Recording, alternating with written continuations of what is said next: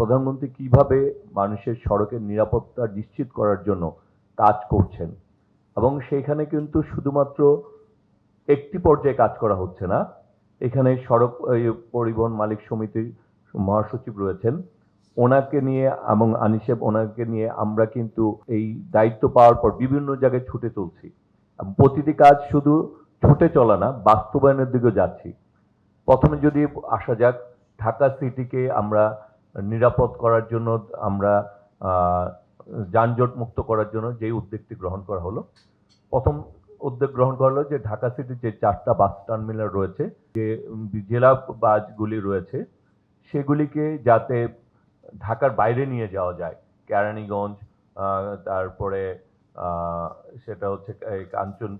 Kashpur bridge, তারপরে এদিক দিয়ে মহাখালী, যে তারপরে গাবতলী, সবগুলিকে ডিসেন্ট্রালাইজ করা হয়েছে। এখানে ঢাকা সিটির এই বাস টার্মিনালগুলিকে যাতে আমরা সিটি বাস সার্ভিস হিসাবে এই টার্মিনাল ব্যবহার করা যায়, সরকার কিন্তু সে উদ্যোগ গ্রহণ করছে এবং আন্তঃজেলা বাসগুলিকে যাতে ঢাকার বাইরে নিয়ে যাওয়া যায়। এটি কিন্তু সরকার এরকম না যে বলেছে বাস্তবায়নের দিকে যায় না, সরকার কিন্তু ঠিকই এটি বাস্তবায়নের দিকে গিয়েছে এবং এই ব্যাপারে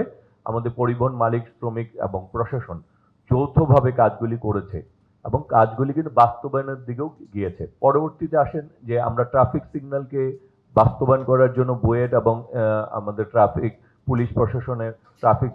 বিভাগে যারা রয়েছেন তাদেরকে নিয়ে এআর মাধ্যমে এবং সিটি কর্পোরেশনের মাধ্যমে সেটি বাস্তবায়নের জন্য কিন্তু সরকার উদ্যোগ গ্রহণ করেছে এবং বাস্তবায়নের কাজও সরকার করছে।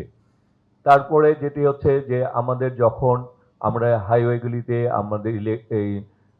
ঈদের সময় ব্যাপক যানজটের বিভিন্ন ব্রিজগুলিতে টোলের সমস্যা তৈরি হয়, ইটিসির বাস্তবায়নের মাধ্যমে সেটি বাস্তবায়নের কাজও কিন্তু করছে। আপনি যদি রোজার ঈদ এবং আপনার ঈদুল আজহা এবং ঈদুল ফিতরের মধ্যে পার্থক্য দেখবেন যে প্রায় কি পরিমাণ মানুষ ইটিসি ব্যবহারে বেশি আগ্রহী হচ্ছে, দিন দিন কিন্তু সংখ্যা বাড়ছে এবং এটি বাস্তবায়নের জন্য বিআরটিকে কিন্তু একেবারে কড়াকড়িভাবে বিআরটিও কিন্তু নির্দেশনা পালন করছে যে যখনই পরবর্তীতে কেউ রিনিউ করতে যাবে সে যাতে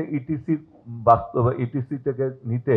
তার যাতে আমরা সেই প্রক্রিয়া করছি যাতে সে এটিসি ব্যবহার করতে বাধ্য হয়। আমরা চাচ্ছি কোনো দুর্ঘটনা আমরা চাই না, কিন্তু দুর্ঘটনা সারা বিশ্বে ঘটে, আমাদের ঘটছে, কিন্তু আমরা এটা কমাতে চাই। সাথে সাথে যে পরিবারটি একটি দুর্ঘটনার রাস্তায় নেমে আসছে, তার ভবিষ্যৎ অন্ধকার হয়ে যাচ্ছে, তাকে যাতে নিরাপত্তাটা নিশ্চিত করা যায়, সে কারণে কিন্তু আমরা নির্বাচিত হওয়ার পর আমরা আমি কয়েক ডিস্ট্রিক্ট 2-3 ডিস্ট্রিক্টে গিয়েছি যাতে এই অর্থগুলি তাদের হাতে পৌঁছে এবং সেটি যাতে 3 মাসের মধ্যেই পৌঁছে, সেই ব্যাপারেও কিন্তু বিআরটি এবং আমরা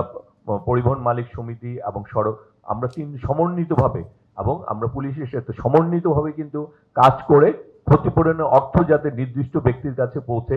এবং সেটি যাতে জেলা প্রশাসককেও কিন্তু আমরা সম্পৃক্ত করি, যাতে আইডেন্টিফাই করা যায় যে ওই পরিবারেই যাতে পায়। আমরা কিন্তু সেই কাজটিও করছি। তার মানে সরকার আন্তরিকতার কোনো অভাব নাই, আমাদের সক্ষমতার সীমাবদ্ধতা রয়েছে, এই কথা আমরা স্বীকার করি। কারণ হচ্ছে আমরা যখন কোনো উন্নয়ন প্রকল্প করতে যাই আমাদেরকে বিদেশি অনেক দাতা সংস্থার প্রতি আমাদের নির্ভরশীলতা থাকে এবং দাতা সংস্থাগুলি আমরা যেভাবেই বলি না কেন তারা তাদের নিজস্ব চিন্তা ভাবনার বাইরে যেতে চায় না।